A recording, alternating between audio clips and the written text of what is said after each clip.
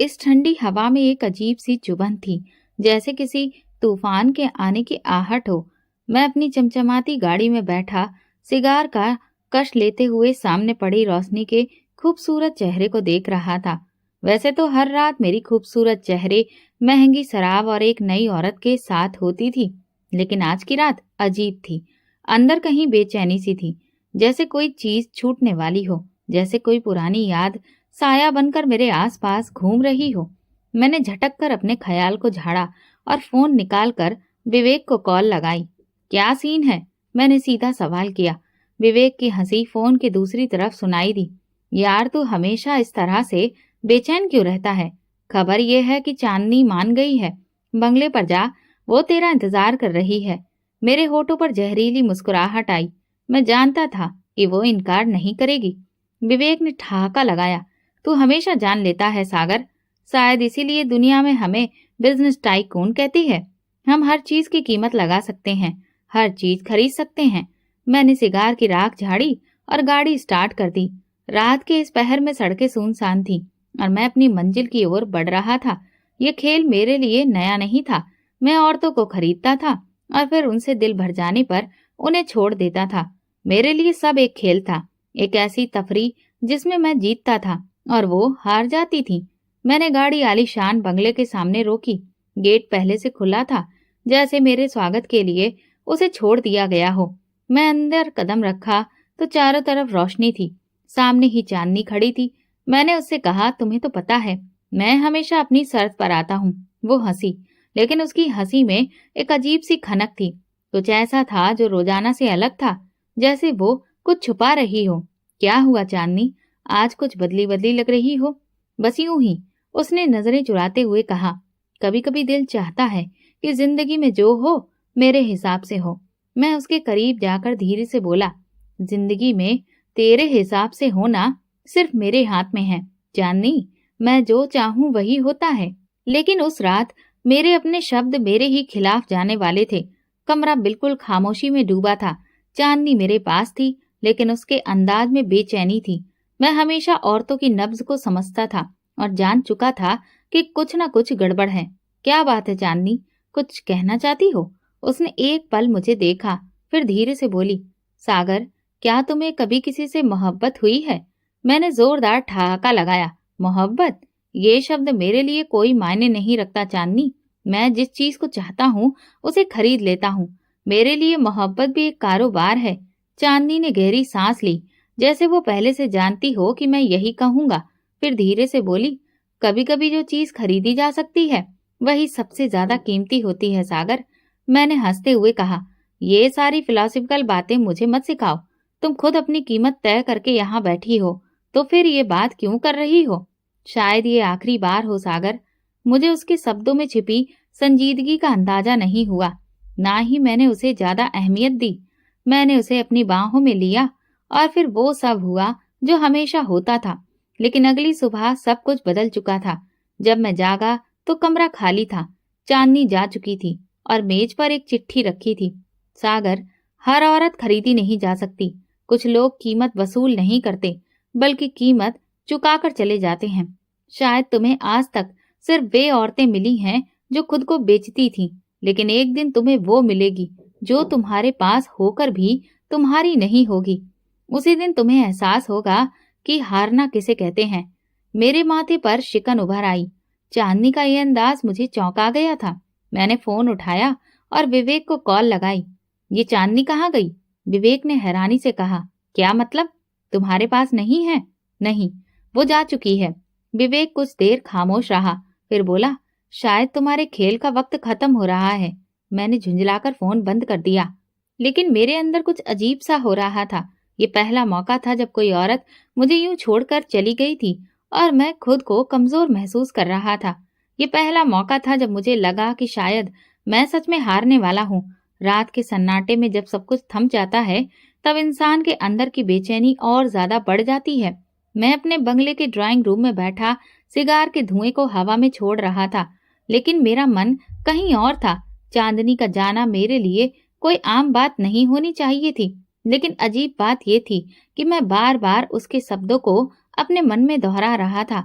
हर औरत खरीदी नहीं जा सकती। कुछ लोग कीमत वसूल नहीं करते, बल्कि कीमत चुकाकर चले जाते हैं। मुझे झुंझलाहट हो रही थी। मैंने कभी किसी औरत की परवाह नहीं की थी, ना ही किसी के बारे में इतना सोचा था। फिर आज ऐसा क्यों हो रहा था? तभी फोन बजा।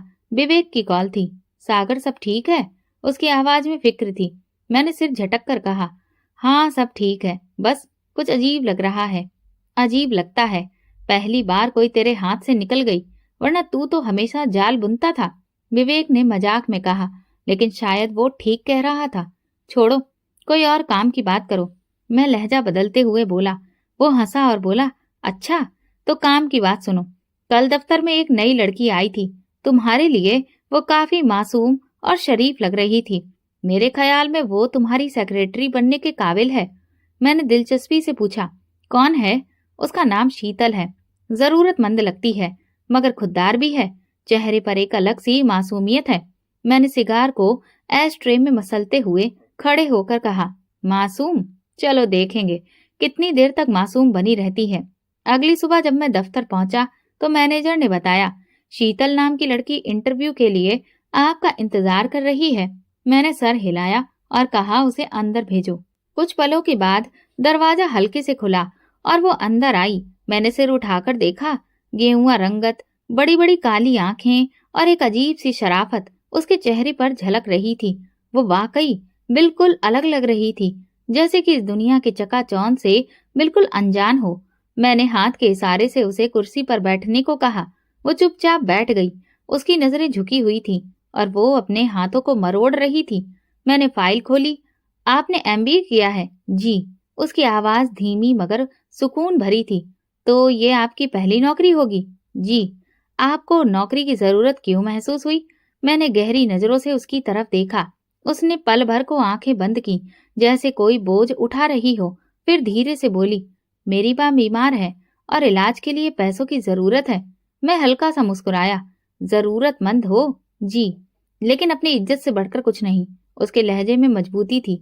मैंने कुर्सी से टेक लगाकर ध्यान से उसका चेहरा देखने लगा। इज्जत? ये दुनिया इज्जत वालों के लिए नहीं बनी शीतल। यहाँ सबकी कीमत लगती है। कुछ अपनी मर्जी से बिक जाते हैं, कुछ मजबूरी में। सवाल सिर्फ कीमत का है। उसने चौंक कर मेरी तरफ देखा, लेकिन तुरंत नजरें झुका ली। सर, मैं नौकरी के लिए आई हूँ, कोई और बात नहीं सुनना चाहती। मुझे उसके अंदाज में एक नरमी मगर एक मजबूती नजर आई। मैंने फैसला कर लिया। खेल शुरू हो चुका था। ठीक है, तुम्हें नौकरी मिल गई है। तुम मेरी पर्सनल सेक्रेटरी रहोगी। तनख्वाह तुम्हारी उम्मीद से ज्यादा होगी, मगर काम भी ज्यादा होगा। उसकी आंखों में एक पल के लिए खुशी की चमक आई, मगर फिर वो तुरंत सपाट लहजे में बोली, धन्यवाद सर, मैं अपना काम ईमानदारी से करूंगी। देखते हैं कितनी ईमानदारी बाकी है तुम में। मैंने अपने दिल में सोचा और मुस्कुरा दिया। अगले कुछ दिनों में मैंने महसूस किया कि शीतल सच में अपने काम में माहिर थी। वो सिर्फ अपने काम से मतलब रखती थी, किसी से ज्यादा बात नहीं करती थी और हद से ज्यादा संजीदा थी।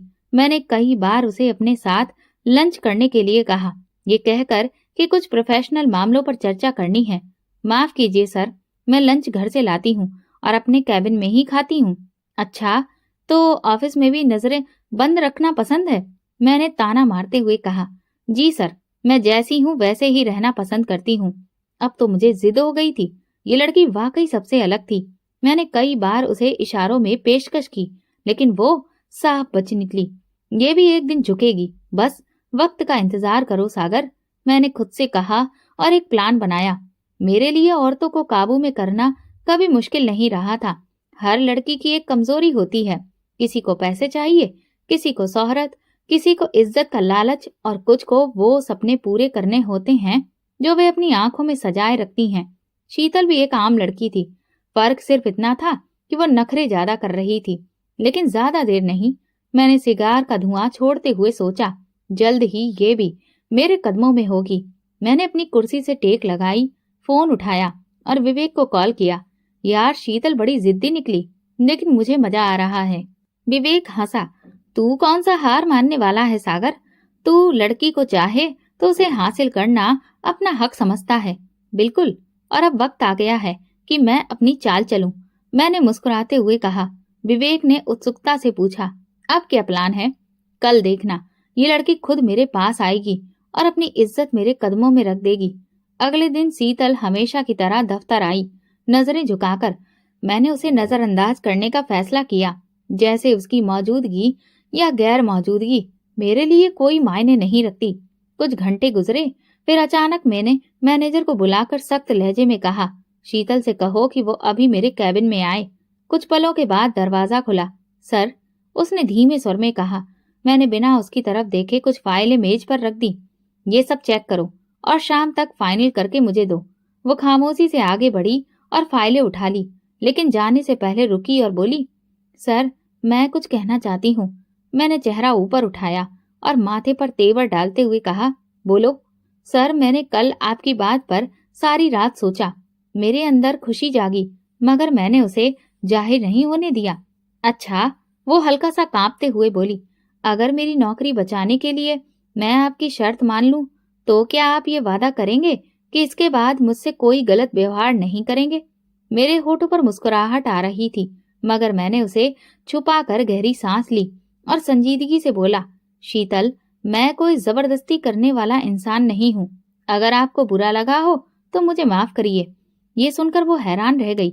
उसकी आंखों में उलझन थी, जैसे वो मेरे जवाब में कुछ और सुनना चाहती थी।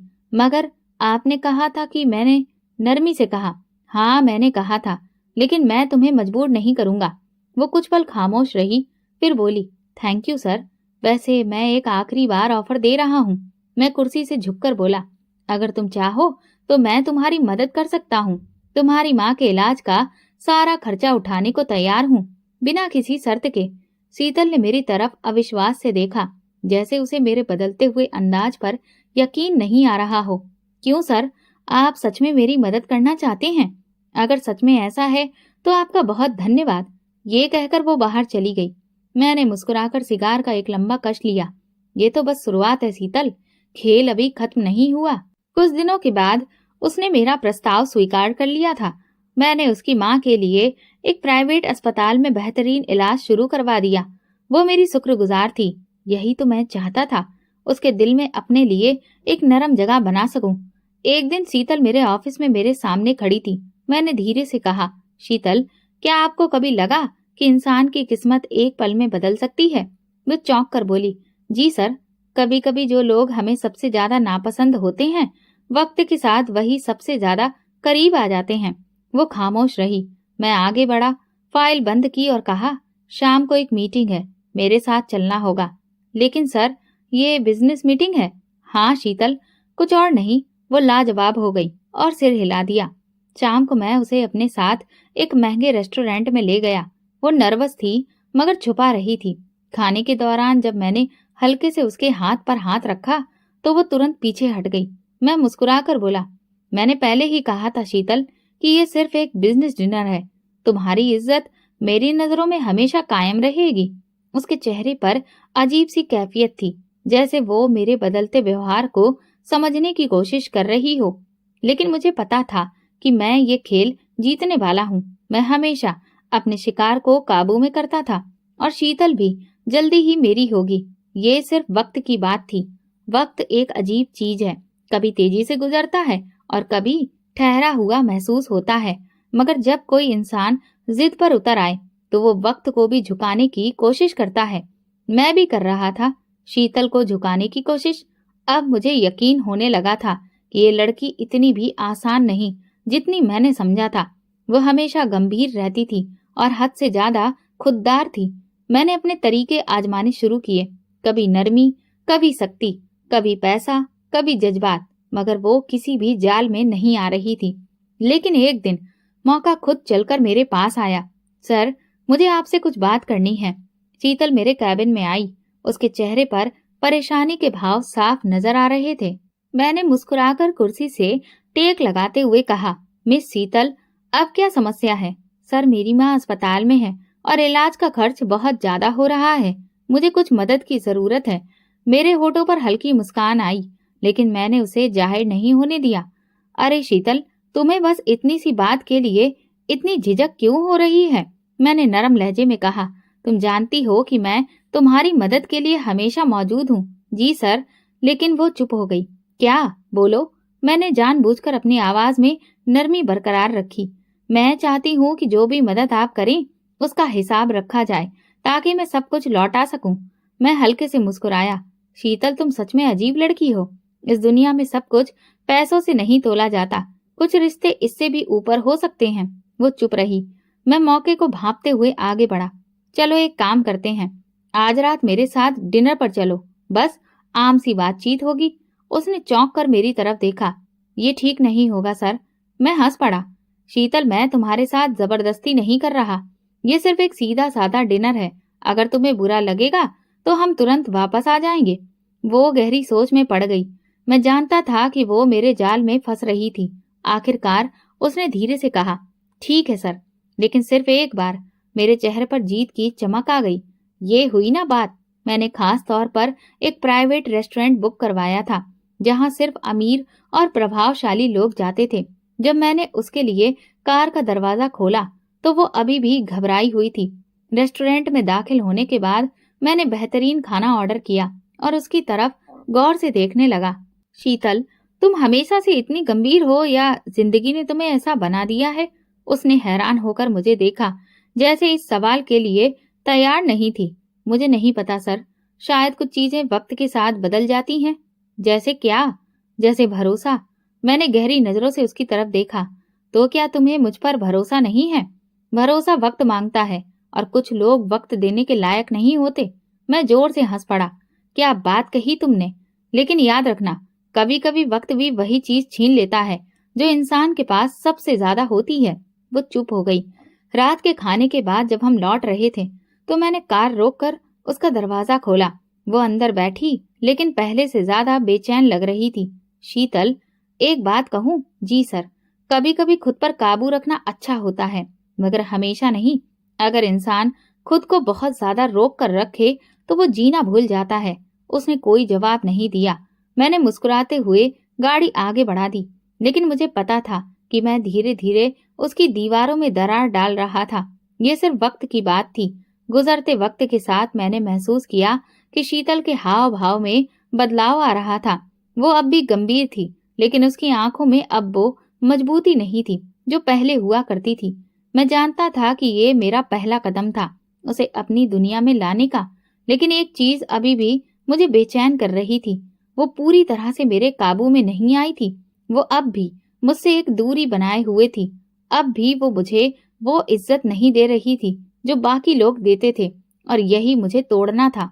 मैंने कुर्सी पर बैठकर सिगार जलाया और धुआं हवा में छोड़ते हुए विवेक को फोन किया। यार, ये शीतल कुछ ज्यादा ही जिद्दी निकली। वो हंसा। कब से तू जिद के आगे झुकने लगा? झुक नहीं रहा, सोच रहा हूँ कि इसे कैसे तोड़ूं। लड़कियां तो मोहब्बत से टूटती हैं या खौफ से?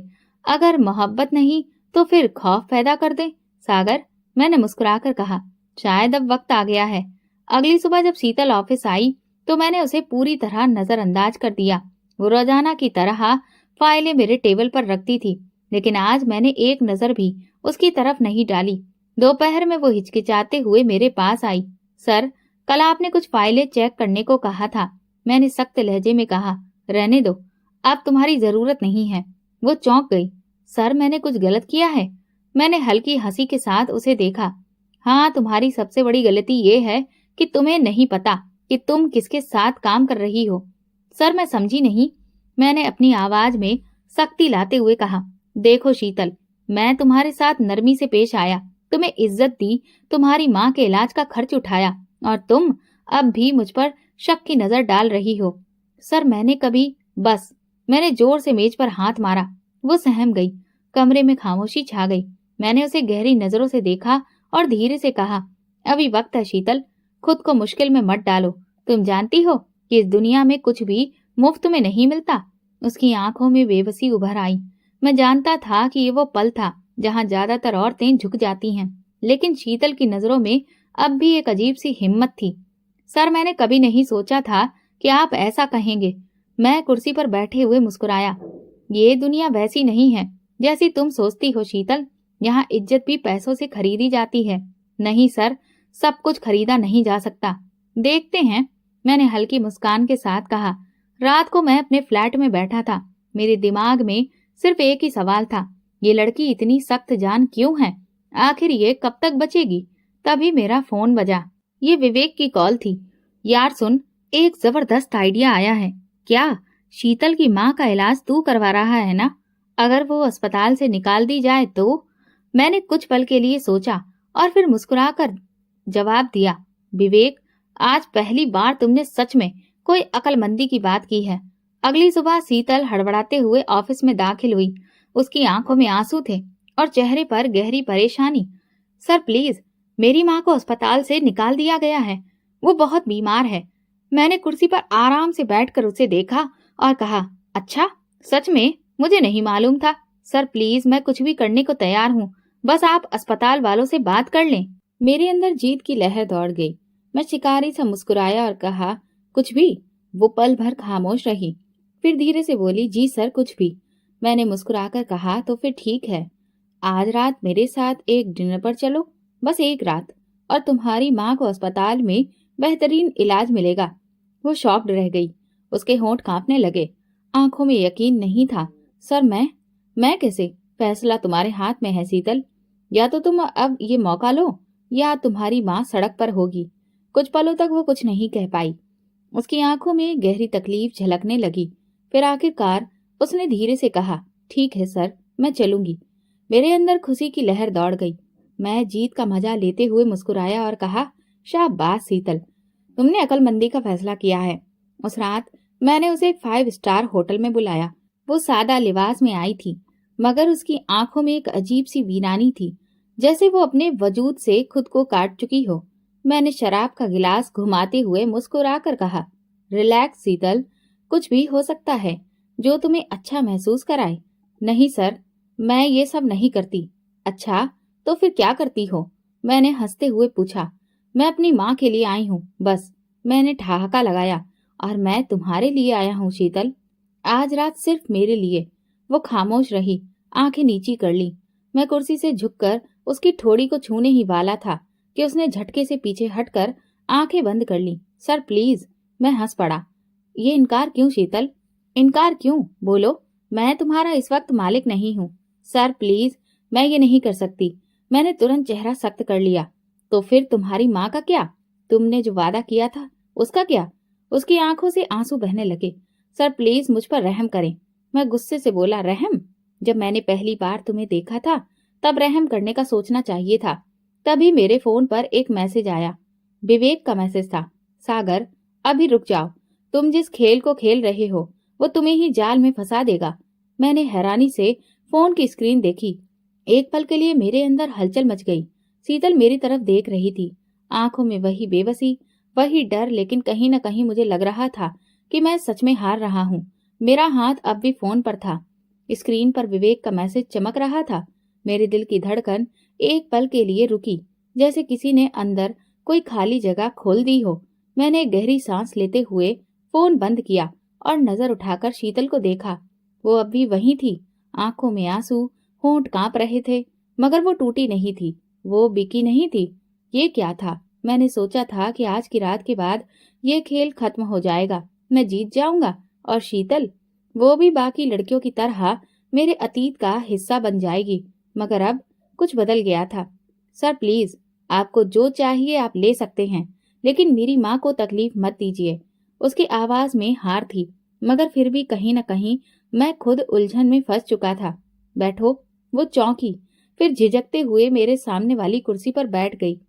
मैंने उसकी आंखों में झांकते हुए पूछा, शीतल, तुम्हें क्या लगता है मैं कैसा इंसान हूँ? सवाल इतना अजीब था कि वो तुरंत जवाब नहीं दे पाई। मैंने झुककर दोहराया, बोलो, तुम्हारे ख्याल में मैं कैसा हूँ? उसने गहरी सांस ली, फिर पहली बार मेरी आंखों में आंखें डालकर कहा, आप एक ऐसे इंसान हैं जिसके पास सब कुछ है मगर फिर भी कुछ भी नहीं है। मैं जोर से हंसा, मगर अंदर कुछ चटकने लगा था। फिलॉसफी मत झाड़ो शीतल, मैंने तुमसे सीधा सवाल पूछ रहा हूँ। उसने आंसू पोंछे और मजबूत लहजे में कहा, आप पत्थर दिल हैं, आपको लोगों के जज्बातों की परवाह नहीं। आपके लिए हर चीज एक खेल है, हर इंसान एक खिलौना, और सबसे बढ़कर आप औरत को सिर्फ मनोरंजन की चीज समझते हैं। मैंने उसकी बात को मजाक में उड़ाने की कोशिश में हंसना चाहा, मगर मुस्कुराहट मेरे चेहरे पर आकर रुक गई और फिर भी तुम आज यहाँ हो क्योंकि मुझे अपनी माँ के लिए आपसे मदद चाहिए। लेकिन अगर आपको लगता है कि मैं अपनी इज्जत बेचकर ये मदद लूंगी तो आप गलत हैं सर। मैं मर जाऊंगी मगर आपके कदमों में गिरकर कुछ नहीं मांगूंगी। ये वही पल था जब मुझे एहसास हुआ कि खेल मेरे हाथ से निकल रहा है। मैंने बहुत सी औरतों को तोड़ा था, उनकी इज्जत रौंदी थी, उनके सपने तबाह किए थे, मगर शीतल, ये लड़की मेरे घमंड को तोड़ने वाली साबित हो रही थी। मैंने लंबी सांस ली, कुर्सी पर सीधा होकर बैठ गया और कहा, ठीक है शीतल, तुम्हें तुम्हारी माँ की फिक्र है ना? मैं अभी अस्पताल में फोन कर देता हूँ, तुम्हारी माँ को बेहतरीन इलाज मिलेगा। आप ऐसा क्यों कर रहे हैं? उसने चौंक कर पूछा। मैंने कंधे उचका दिए। शायद मैं थक गया हूँ। शायद मैं ये देखना चाहता हूँ कि अगर एक बार बिना किसी कीमत के किसी को कुछ दूं तो कैसा महसूस होगा, या शायद आप हार रहे हैं। मैंने चौंक कर उसकी तरफ देखा। क्या? जी सर। पहली बार आपको महसूस हो रहा है कि आप हार गए हैं और इस एहसास से बचने के लिए आप खुद को तसल्ली देने की कोशिश कर रहे हैं कि आपने मुझे वक्त दिया है, मगर सच्चाई ये है कि मैंने आपको हरा दिया है। उसकी आंखों की चमक पहली बार मुझे आईना दिखा रही थी। शायद मैं सच में हार गया था। कुछ दिन बाद मैंने शीतल को दफ्तर से छुट्टी दे दी ताकि वो अपनी माँ के साथ वक्त बिता सके। बिना किसी शर्त के मैं उसके अस्पताल के सारे बिल चुका चुका था। विवेक हैरान था। तूने सच में कुछ भी नहीं किया?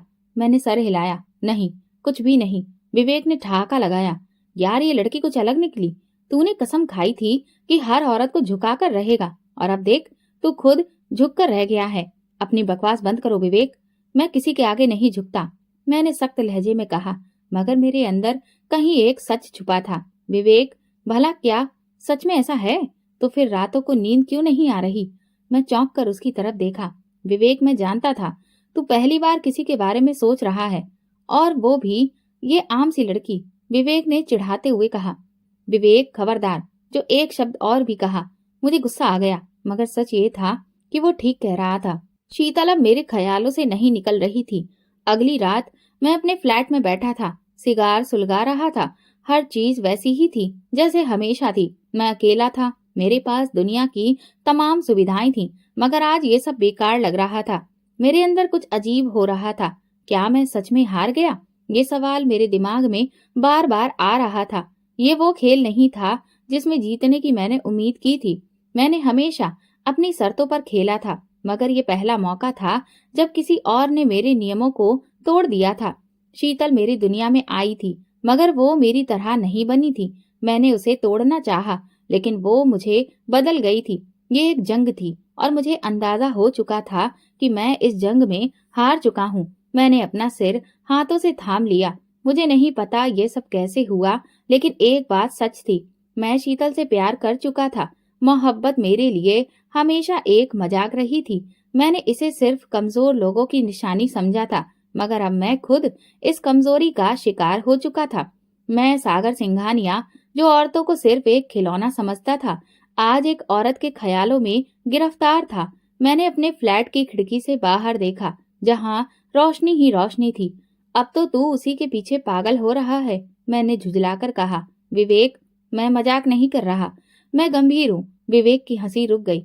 सागर, तूने जिंदगी में कभी किसी औरत से वफादारी नहीं की और अब तू सच में किसी से शादी करने के बारे में सोच रहा है? हाँ, क्योंकि ये लड़की मुझसे अलग है। विवेक कुछ पल खामोश रहा, फिर बोला, अगर वो तुझे इनकार कर दे? मैंने आंखें बंद कर ली। तो मैं उसे अपनी इज्जत बना लूंगा। अगले दिन जब शीतल दफ्तर आई तो मैंने उसे अपने कैबिन में बुलाया। बैठो, मैंने संजीदगी से कहा। वो खामोशी से बैठ गई, मगर उसकी आंखों में हल्की सी उलझन थी। मैं तुमसे शादी करना चाहता हूँ शीतल। उसके चेहरे पर हैरानी और बेयकीनी के भाव थे। सर, ये कैसा मजाक है? देखो, ये मजाक नहीं है, मैं सच में तुमसे शादी करना चाहता हूँ। वो हंसी, मगर उसकी हंसी में तंज था। सर, आपको क्या लगता है मैं कितनी बेवकूफ हूँ? आप जैसे आदमी मोहब्बत नहीं करते, सिर्फ खेल खेलते हैं। शीतल, मैं तुम्हारे साथ खेल नहीं खेल रहा। मैंने अपनी पूरी जिंदगी में कभी किसी औरत के बारे में इतना नहीं सोचा, लेकिन तुमने मुझे बदल दिया। सर, लोग नहीं बदलते, आप भी नहीं बदले। ये सिर्फ एक नया खेल है, एक नया तजुर्बा, और मैं किसी खेल का हिस्सा नहीं बन सकती। मुझे गुस्सा आ गया। मैंने मेज पर हाथ मारा। ये मेरा फैसला है शीतल, और मैं जो चाहता हूँ वो हासिल करके रहता हूँ। वो अब भी शांत थी, मगर उसकी आंखों में एक अजीब सी सख्ती आ गई। मोहब्बत में जबरदस्ती नहीं होती सागर सिंघानिया। मैं खामोश हो गया। उसने धीरे से कुर्सी से उठते हुए कहा, मैं आपकी इज्जत करती हूँ, लेकिन मैं आपसे शादी नहीं कर सकती। ये कहकर वो दरवाजा खोलकर चली गई और मैंने पहली बार अपने अंदर बेबसी महसूस की। मैं जो हमेशा जीतता रहा था, आज एक औरत के सामने हार रहा था, मगर मैं हार मानने वाला नहीं था। शीतल, मैं तुम्हें किसी भी कीमत पर अपना बनाकर रहूंगा। मैंने खुद से वादा किया। शीतल का इनकार मेरे लिए बर्दाश्त के काबिल नहीं था। मैंने अपनी पूरी जिंदगी में कभी किसी चीज के लिए ना नहीं सुनी थी, और अब एक औरत, वो भी वो औरत जिसने मुझे खुद झुकाने की कोशिश की, मुझे इनकार करके चली गई। मेरे अंदर जैसे आग भड़क उठी। ये मोहब्बत थी या जिद, मैं नहीं जानता। मैं बस एक चीज जानता था, शीतल मेरी होगी, किसी भी कीमत पर। अगले दिन ऑफिस में वो पहले की तरह अपना काम कर रही थी, जैसे कि कल कुछ हुआ ही नहीं हो। लेकिन मैं जानता था, उसके चेहरे पर संजीदगी की वही मजबूती मुझे अंदर से बार बार तोड़ रही थी। मैंने उसे फिर अपने कैबिन में बुलाया। वो अंदर आई, मगर उसकी आंखें अब भी मजबूत थीं। बैठो, मैंने आदेश दिया। फिर मैंने उसे गहरी नजरों से देखा। शीतल, मैंने कल जो कहा था वो अब भी उतनी ही संजीदगी से कह रहा हूँ। मैं तुमसे शादी करना चाहता हूँ। उसने नरमी से जवाब दिया। सर, मैं आपको अपना जवाब पहले ही दे चुकी हूँ, और मैंने वो जवाब एक्सेप्ट नहीं किया है। मैं कुर्सी से आगे झुकते हुए बोला, शीतल, मैं वो आदमी नहीं हूँ जो आसानी से हार मान ले। मैंने तुम्हें अपनी जीत बना लिया है। वो कुछ देर चुप रही, फिर बोली, सर, मोहब्बत में जीत हार नहीं होती। ये मेरे लिए मोहब्बत हो या जिद, मुझे फर्क नहीं पड़ता। बस मैं तुम्हें हासिल करना चाहता हूँ। सर, आप हर चीज को सिर्फ अपनी मिल्कियत समझते हैं। उसकी आवाज अब कड़क हो गई। मैं कोई चीज नहीं हूँ, और ना ही मैं आपकी जिद हूँ। उसने गुस्से से कहा। मैंने उसे गुस्से में घूरा। तुम्हें शायद अंदाजा नहीं है कि मैं क्या कर सकता हूँ। उसने मेरी आंखों में आंखें डालकर कहा, यही तो फर्क है सागर साहब। मोहब्बत में करने की बात नहीं होती, मोहब्बत में चाहने की बात होती है। मेरे अंदर कुछ पिघलने लगा था। अगर आप सच में मुझसे प्यार करते हैं तो जबरदस्ती नहीं करेंगे। अगर ये मोहब्बत है तो आप इंतजार करेंगे जब तक मेरा दिल ना मान जाए, और अगर ये मोहब्बत नहीं तो फिर आपको मेरी कोई परवाह नहीं होनी चाहिए। ये कहकर वो चली गई, और मैं कुर्सी पर बैठा अपने अंदर पैदा हो रहे इस नए जज्बे को समझने की कोशिश कर रहा था। ये जिद नहीं थी, ये मोहब्बत थी, और मैं शायद पहली बार सच में किसी से प्यार कर रहा था। रात का सन्नाटा था और मैं गाड़ी में बैठा सिगरेट पी रहा था। सड़कें सुनसान थीं, मगर मेरे अंदर तूफान उठ रहा था। मैंने खुद को एक जंग में फंसा हुआ महसूस किया। मैंने सब कुछ छोड़ दिया था, वो रंगीन सामे, नाइट क्लब्स, औरतें, सब कुछ। मगर मेरे अंदर जो आग लगी थी वो बुझने का नाम नहीं ले रही थी। लेकिन उस रात सब कुछ बदल गया। मुझे विवेक का फोन आया। उसकी आवाज में एक गैर मामूली संजीदगी थी। सागर, फौरन अस्पताल पहुंचो, शीतल मुश्किल में है। मेरे हाथ से सिगरेट गिर गई। क्या हुआ?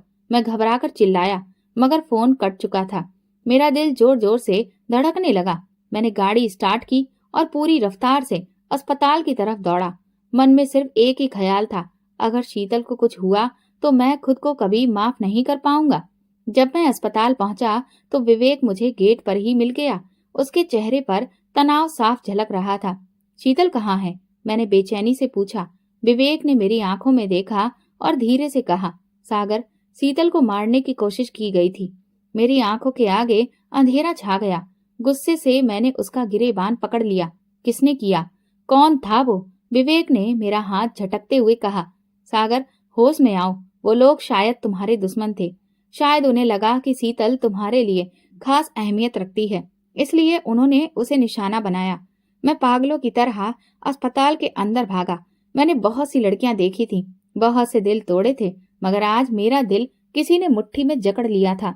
मैंने अपनी जिंदगी में कभी किसी के लिए इतनी शिद्दत महसूस नहीं की थी जितनी आज कर रहा था। शीतल इमरजेंसी वार्ड में थी। डॉक्टर उसका चेकअप कर रहे थे। उसका हाथ जख्मी था, चेहरे पर खौफ टूटा हुआ दिख रहा था, मगर वो जिंदा थी और यही मेरे लिए सबसे अहम बात थी। मैं उसके पास गया, लेकिन वो मुझे देखकर पीछे हट गई। सागर प्लीज चले जाओ यहाँ से। ये सुनकर पहली बार जिंदगी में मैंने खुद को बेबस महसूस किया। शीतल तुम ठीक हो?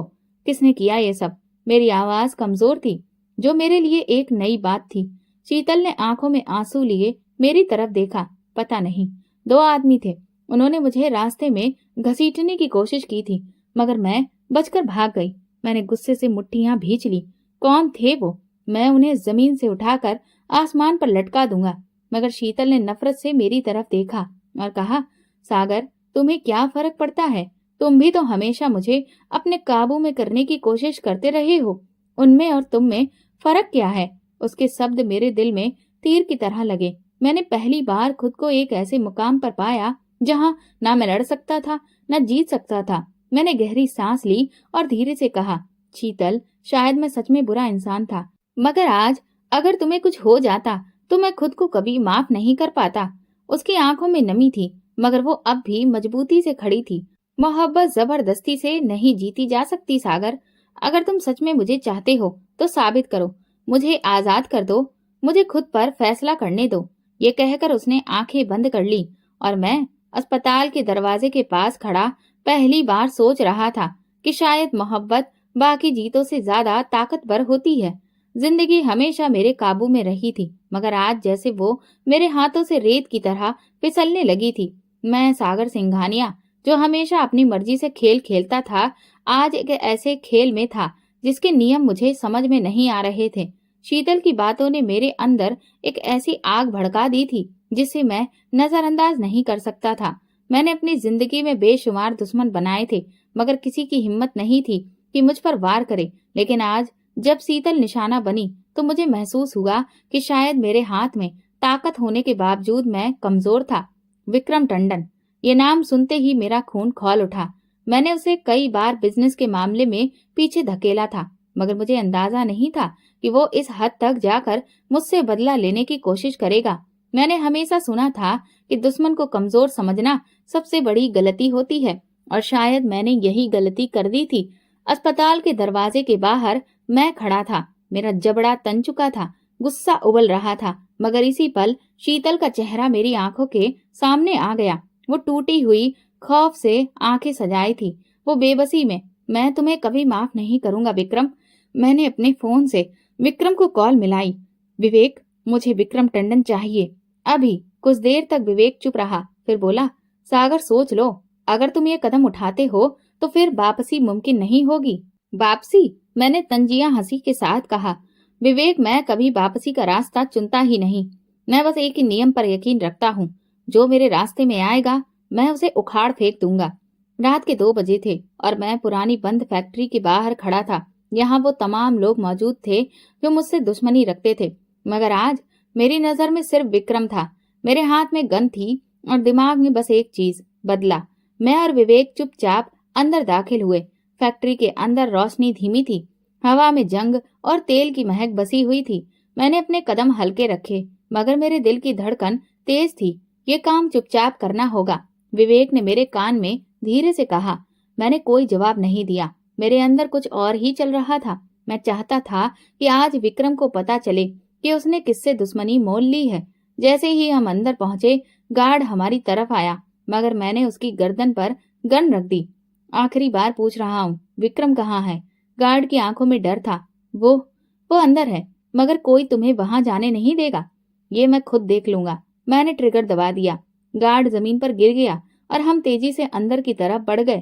फैक्ट्री के बीच में एक पुरानी मशीन के पास विक्रम कुर्सी पर बैठा था। वो बस सिगरेट पी रहा था, जैसे उसे पहले से पता हो कि मैं आ रहा हूँ। उसकी नजरें जैसे मेरा इंतजार कर रही थी। सागर सिंघानिया, उसने तंजिया मुस्कान के साथ कहा, आखिर तू भी यहाँ पहुंच ही गया। मैंने अपनी गन सीधी उसकी तरफ तान दी। तूने जो किया है उसकी कीमत चुकानी होगी विक्रम। विक्रम ने ठहाका लगाया, जैसे कि मैंने कोई बेवकूफी की बात कर दी हो। सागर, मैं कोई आम आदमी नहीं हूँ कि तेरी एक धमकी पर झुक जाऊं। और रही बात शीतल की, तो तू क्यों इतना तड़प रहा है? तू तो औरतों को खिलौना समझता था ना?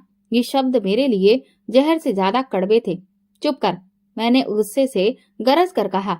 शीतल का नाम अपनी गंदी जुबान पर मत ला, वरना वरना क्या, मार देगा।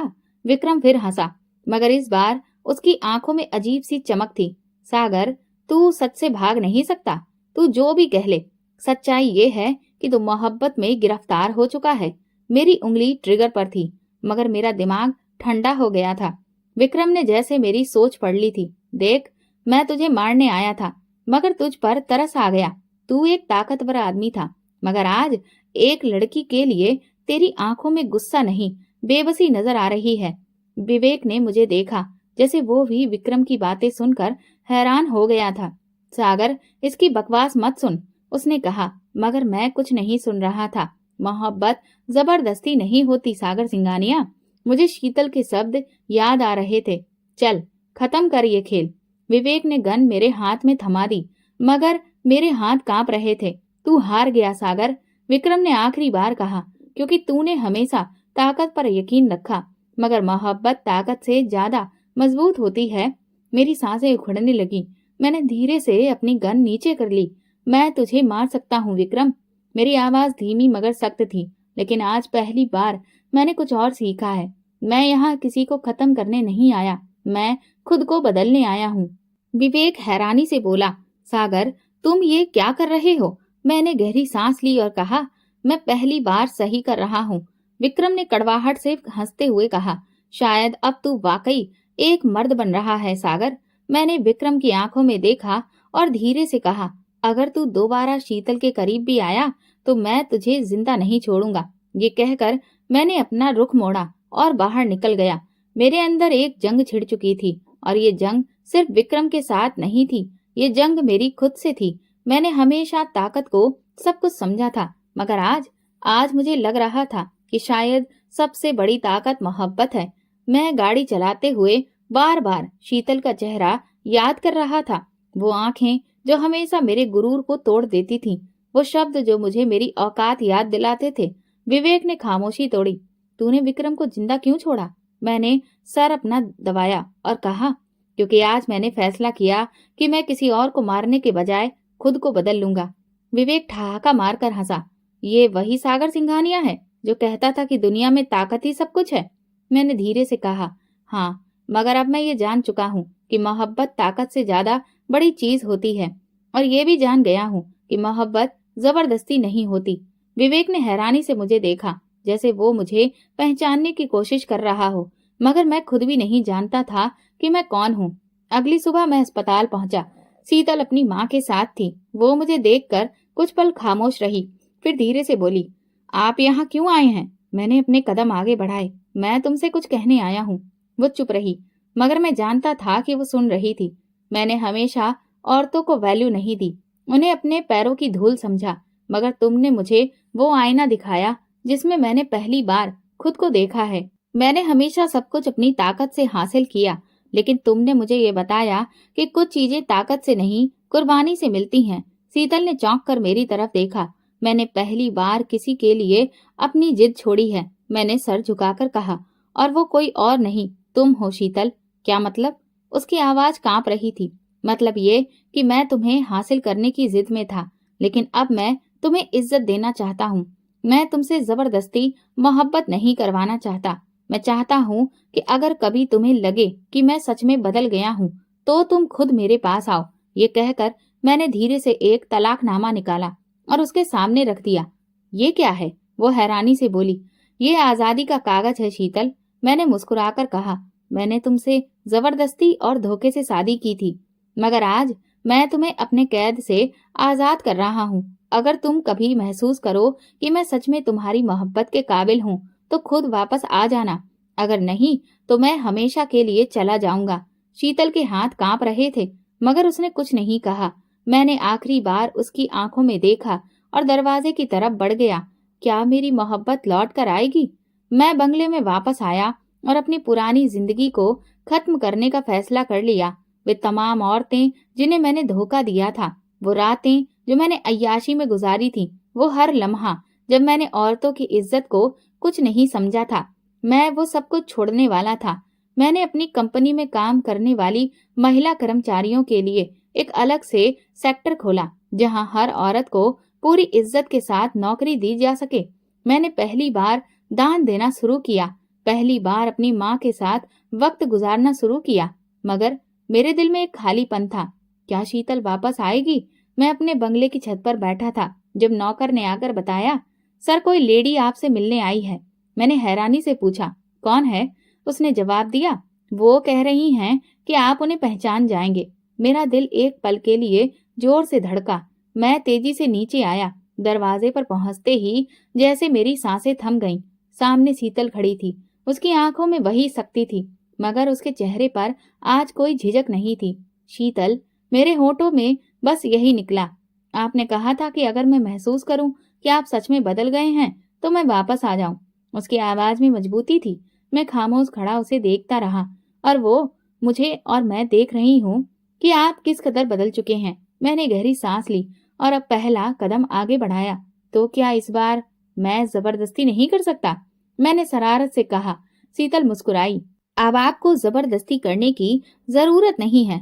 और उस दिन मैंने पहली बार किसी को हासिल करने की बजाय उसे जीत लिया था। अगर आपको हमारी कहानी पसंद आई हो तो कमेंट करके जरूर बताएं।